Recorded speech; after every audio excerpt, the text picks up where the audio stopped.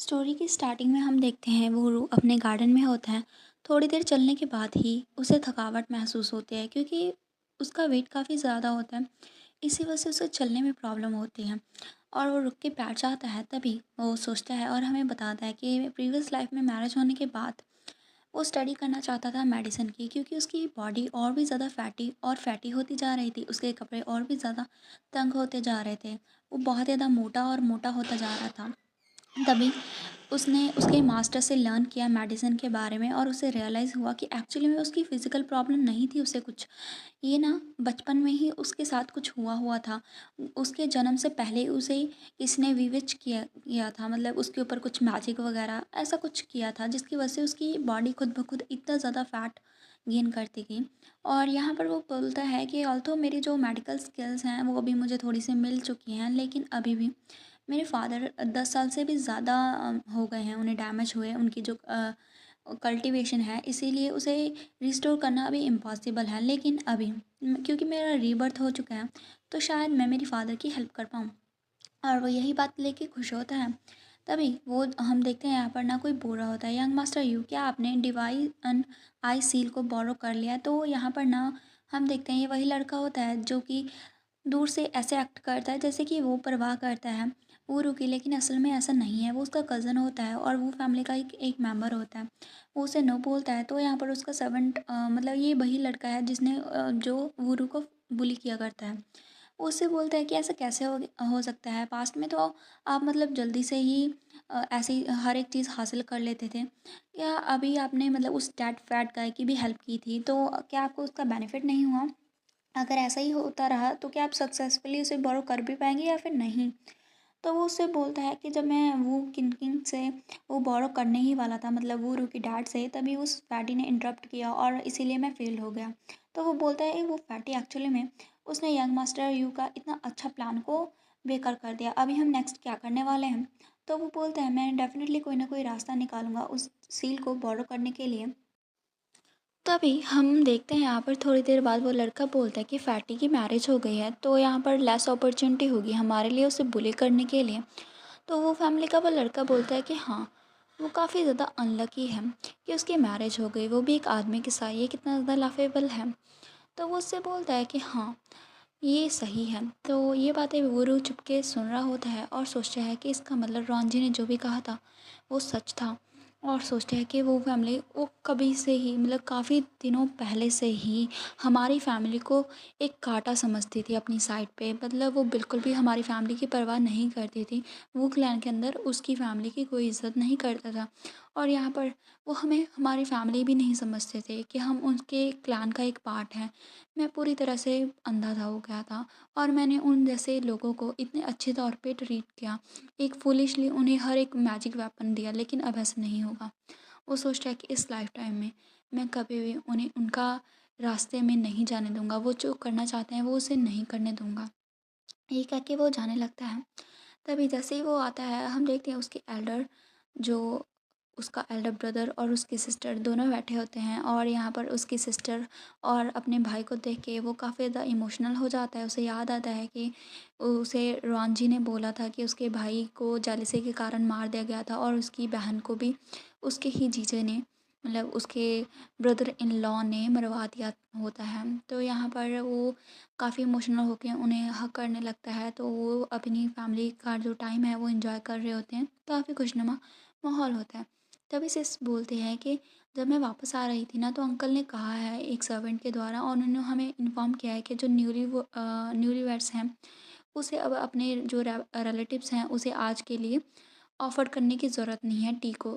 आपको पता होगा चाइनीज़ कल्चर में ऐसा होता है, न्यूली वेड्स अपने रिलेटिव्स को चाय वगैरह ऑफ़र करने जाते हैं, तो अभी वो एक्सक्यूज़ कर दिए गए हैं। तो उसका एल्डर ब्रदर बोलता है हाँ, ये तो अच्छी बात है, तुम और हेयुन अब ज़्यादा एम्बैरस नहीं होगे। तो ये बात सुन के वो सोचते हैं अपने मन में उन्हें अभी ही उनकी आइडेंटिटी के बारे में नहीं पता है।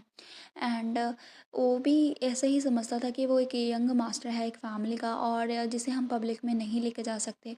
और मुझे हमेशा से लगता था कि उसके साथ उस जैसे पर्सन के साथ रहना वेस्ट है, लेकिन ऐसा नहीं है। मतलब उसका अभी ना जो थोड़ी सी हमें स्टोरी बताई जाती है कि जो हमारा ही फैमिली है वो कैसे ही। तो यहाँ पर वो फैमिली के वो चंजी का जो फादर होता है वो ही फैमिली के किसी भी रिलेटिव के साथ होता है। मतलब उन दोनों के बीच में कुछ बातचीत हुई होगी, और ऐसे ही करते-करते उनकी जो उनके बीच में एक समझौता या फिर ट्रीटी वगैरह हुई थी, जिसकी वजह से दोनों क्लैन को एक दूसरे के बच्चों को मैरिज करनी होगी। तो यहाँ पर ना पहले जो वो फैमिली का एक लड़का था उसकी मैरिज तय हुई थी, लेकिन वो भाग गया था। वो उसके साथ मैरिज नहीं करना चाहता था। तभी वो फैमिली का एक बहुत ही मतलब बहुत ही ज़्यादा इनडायरेक्ट रिलेटिव उसने अपनी बेटी की शादी जो हमारा होता है मेड मतलब हे शॉन के साथ तय की थी। लेकिन यहाँ पर ना किसे पता था कि कुछ ऐसा हो जाएगा। जो हे शॉन है उसने सभी के सामने बोल दिया होता है कि वो सिर्फ आदमियों को पसंद करता है, वो वुमेन्स को लाइक नहीं करता। तो उस रिलेटिव की जो मुराद थी वो कम हो जाती है। मतलब वो अपनी बेटी की शादी नहीं कर पाता हे शॉन के साथ। तो यहाँ पर जैसे ही पता चलता है कि हे शॉन लड़कों को पसंद करता है, तो फैमिली के एक मेंबर ने हमारे वोरू की शादी उसके साथ करवा दी बिना किसी सोचे समझे, और सारी की सारी मैरिज वोरू के ऊपर थोप दी थी। और यहाँ पर ना वो शायद करता है और सोचने लगता है कि अभी क्या किया जाए। तभी यहाँ पर एक सर्वेंट आता है जो कि बोलता है थर्ड मास्टर यहाँ पर ना सेकंड मास्टर का हस्बैंड आ चुका है। तो मतलब यहाँ पर हेशवान फाइनली अपनी एंट्री ले चुका है। अभी वो क्या करता है वो देखना काफ़ी इंटरेस्टिंग रहेगा। तो नेक्स्ट चैप्टर में फाइनली हेशवान की एंट्री होने लगती है, तो वोरू उसे लेने के लिए बाहर जाता है।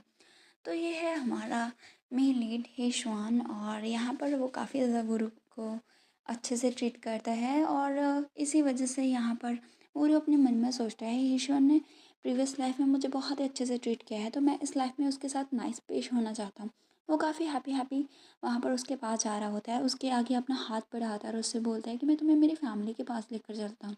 बिल्कुल वैसे ही जैसे एक लड़का अपनी वाइफ को अपनी फैमिली से इंट्रोड्यूस करवाने के लिए लेके जाता है। तो उसके इस रिएक्शन को देख के जो हमारा हिशवान है वो उसे देखने लगता है कि इसे क्या हुआ, ये इतना जल्दी मतलब प्रोएक्टिव क्यों है आज, क्योंकि पहले वो ऐसा नहीं किया करता था गुरु। तभी वो उसके हाथ को पकड़ के उसे लेके जाने लगता है। जैसे ही वो अंदर आते हैं वो उससे बोलता है प्लीज़ मेरे फादर मदर के सामने ऐसे ही एक्ट करना, और इसके अलावा मेरे फादर की जो पल्स है उसे फ़ील करना मतलब चेक करना। और वो सोचते हैं मुझे नहीं पता कि प्रीवियस लाइफ में कौन सा मिस्टीरियस पर्सन था जिसने रुआन जी को बोला था मुझे मारने के लिए। इसके अलावा मुझे ये भी नहीं पता कि दूसरी साइड कितनी पावरफुल है। इसलिए मैं एब्सोल्युटली अपनी रीबर्थ के बारे में किसी से भी डिस्क्लोज़ नहीं कर सकता, ना ही अपनी फैमिली को ये जानने के लिए दे सकता हूँ कि मुझे मेडिकल स्किल्स आती हैं, मुझे मेडिकल की नॉलेज है। तभी हम देखते हैं हेशवान उसकी आँखों को देखता है और उसके हाथों को पिंच करने लगता है, क्योंकि उसके हाथ काफ़ी चबी-चबी होते हैं। और यहाँ पर वो सोचने लगता है हमारा वुडो कि मैं इस टाइम पे सिर्फ हेशवान की ही हेल्प ले सकता हूँ, हेशवान को ही यूज़ कर सकता हूँ मेरे फादर को फिजिशियन को दिखाने के लिए। तो वो ओके बोलता है और उसके हाथ को पिंच करे जा रहा होता है। ये ऐसे करके उसे काफ़ी ज़्यादा मतलब हैप्पीनेस फील हो रही होती है उस चबी से जो भी होती है हाथ वगैरह को। और यहाँ पर ना इस बात को वो माइंड नहीं करता और उससे बोलता है ठीक है अभी चलते हैं। तो वो अपने साथ अंदर लेके जाता है उसे और अपने मॉम डैड से मिलवाता है, और यहाँ पर वो उसे ग्रीट करता है और टी वगैरह ऑफ़र करता है। उसके मॉम डैड तो नर्वस होते हैं। तब यहाँ पर साइलेंस हो जाती है थोड़ी देर बाद। तो वो उससे बोलता है फादर हेशवन की मेडिकल स्किल काफ़ी अच्छी हैं, तो उसे आपकी पल्स को चेक करने दो, मे बी आप रिकवर कर पाएँ। तो वो नोट करता है, तो उसका फादर उससे बोलता है ठीक है आप देख सकते हो।